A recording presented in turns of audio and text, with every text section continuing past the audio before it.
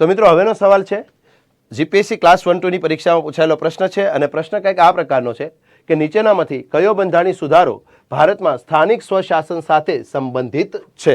Okay મિત્રો, અહીંયા આપણને 4 બંધારણીય સુધારા આપ્યા છે અને એવું કીધું છે કે નીચે આપેલા કોડનો ઉપયોગ કરીને યોગ્ય જવાબ પસંદ કરો। ચલો મિત્રો, તો પ્રશ્ન એ છે કે 4 બંધારણીય સુધારા પૈકી કયો બંધારણીય સુધારાને સ્થાનિક સ્વશાસન સાથે સંબંધ છે? તો જોતા જઈએ। પહેલો છે 61મો બંધારણીય સુધારા અધિનિયમ 1989। તો મિત્રો આને સ્થાનિક સ્વશાસન સાથે કોઈ સંબંધ નથી। આ બંધારણીય સુધારો શેના માટે જાણીતો છે? તો કે ભાઈ પુખ્ત વય જે શરૂઆતમાં 21 વર્ષ હતી 21 વર્ષથી ઘટાડીને 18 વર્ષ કરવામાં આવી એટલા માટે આ બંધારણીય સુધારો છે। બીજું છે 69મો બંધારણીય સુધારો અધિનિયમ 1991। મિત્રો આ 69મો બંધારણીય સુધારો 1991 છે એ દિલ્હી માટેનો છે અને આનાથી દિલ્હીને છે નેશનલ કેપિટલ ટેરિટરીનો દરજ્જો મળ્યો, જે બંધારણના ભાગ 8માં જે કંઈ સુધારા થયા એના માટે જાણીતો છે।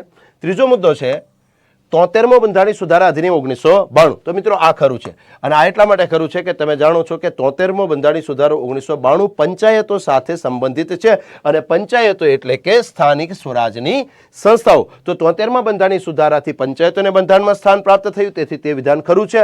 ચોથો બંધારણીય સુધારો છે 74મો બંધારણીય સુધારા અધિનિયમ 1992। તો મિત્રો આ વિધાન પણ ખરું છે અને આ એટલા માટે ખરું છે કારણ કે 74મો બંધારણીય સુધારો 1992 એ શહેરી સ્થાનિક સત્તામંડળોને લગતો છે, નગરપાલિકાઓને લગતો છે અને નગરપાલિકાઓ એટલે સ્થાનિક સ્વશાસનની વાત છે। તો મિત્રો અહીંયા ત્રીજું અને ચોથું વિધાન ખરું છે। એકમાં 73મો બંધારણીય સુધારો છે, એકમાં 74મો બંધારણીય સુધારો છે અને તેથી જોતા જઈએ આપણો જવાબ શેમાં આવે છે?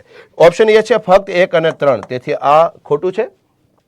ઓપ્શન બી છે ફક્ત 3 અને 4। ઓકે મિત્રો, અહીંયા આપણને ઓપ્શન બી માં આપણો જવાબ મળી જાય છે ફક્ત 3 અને 4 અને તેથી મિત્રો આપણો જવાબ છે ઓપ્શન બી ફક્ત 3 અને 4।